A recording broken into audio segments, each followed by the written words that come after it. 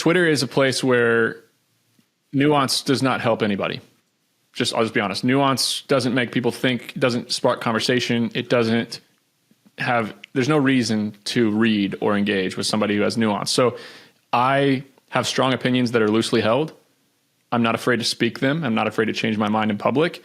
And I'm also not afraid to goof off and say ridiculous things that, in my opinion, only anger the people who have nothing better to do than get angry. So I don't really care. But yeah, I'm a pick. I have a weird sense of humor. A lot of it is for fun, but yeah, if we transition to the hate, I guess it can get really tough and really brutal. Like I was under a full on attack from a anonymous account for 3 months last summer that took an insane emotional toll on me and even my family. So yeah, it's not for everybody. Like if you want to be worth following on X or on Twitter or anywhere, you have to bring a new perspective, and you have to be willing to put yourself out there. You have to be willing to look foolish. If you're super insecure about everything you send, you'll never type and send anything on the internet. On one side of that coin is massive career advancement and opportunities to get in rooms that you never thought you would get in. Like being here, sitting with you, talking to a bunch of your audience is insanely driven, and just getting in these rooms, it would never happen without it. On the other hand, the hate and the harassment and attacks are just part of what you have to live with if you play this game. And for people who aspire to build some sort of media something, and even maybe get quite big one day and have to deal with hate, for lack of a better word, is there a way that you can tell them to accelerate how you've come to accept it? Because I assume the answer is, and I'm sure celebrities, proper, Hollywood style celebrities also deal with it, and you just build a thicker skin, and that's the answer. There is no hack. It's just building a thicker skin. It's the Andrew Huberman PR approach.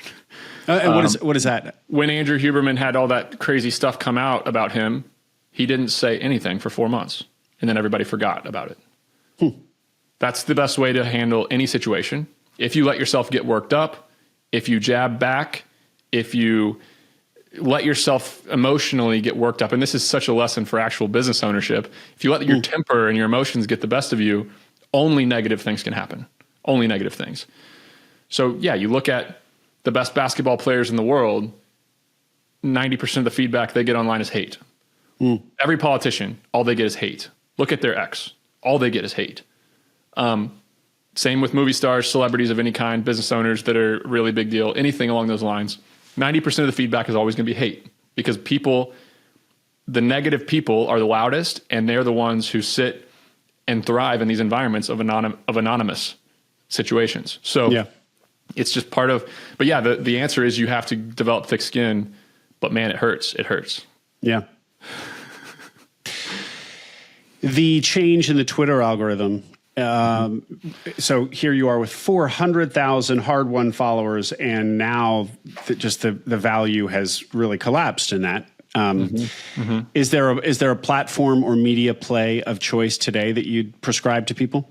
I still think that some amazing life impact happened when I had 500 followers and 3,000 followers and 10,000 followers. So I would encourage deal makers, business owners to go in and talk about the deals they're doing and the business that they're doing. The problem is that the vast majority of people want to build an audience before they actually do something. And if you have no value to add anybody, you're wasting your time. But if you want to get a following and you want to expand your network of high performing people, 1,500 followers can change your life if you're a deal maker and you're in the right rooms and the right people are following you. So I still encourage folks to tweet, but don't expect or want to get to 400,000 followers. I get 1,500 new followers a month now. I used to get that in 10, 12 hours back in 2021. The difference, it's very, very, very hard to grow on social media today unless you're willing to do short form video on Instagram and have a cameraman follow you around all day. It's very, very hard. So I'm at a crossroads in my life. I still have a media team. We can talk about the makeup of that media team, how I invest in it. But I'm at a crossroads now of, hey, am I going to try to do both at a very high level, meaning operate companies and media? Am I going to try to do both at a very high level? There's people who do it. Alex Hormozy, others? Or am I going to focus on media, double down on that, or am I going to focus on business and double down on that?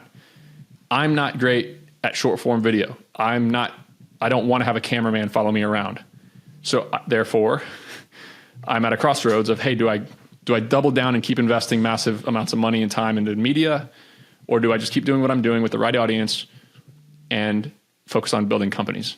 So it's a tough dichotomy, but yeah, it's not easy to grow a massive following. And frankly, the massive following is not as valuable today as it was. Well, when I think about a Hormozy or a Cody Sanchez, who's maybe closer to me and maybe closer to you as well in terms of audience, I'm sure they would say I built this massive audience because it opens doors. Because of the business opportunities that come from it, but maybe they wouldn't, because I do suspect that at some point, both of them, not to pick on them, but are motivated by the draw of being known people, that it's an end in and of itself to basically be internet famous. Mm-hmm. And I would lie if I didn't say that I had an ego as well and care what people say on the internet and how many people follow me and how many people buy my book. It's human nature for sure. Yeah. And then this experience with the algorithm, did it? How does it play?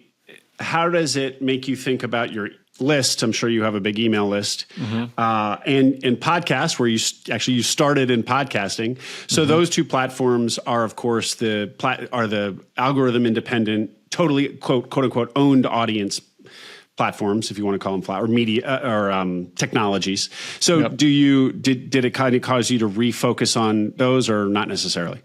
I definitely focus on those. They're important for me, but it's really interesting. People go in phases, and I'm sure you experience this as a creator as well. People get very into your podcast and listen to every episode for 6 months, and then maybe they go back to it every now and then, but only a small few stick with you and me for years and years listening to what we do. So I'm on a float in a parade, and I have a moving audience at all given times.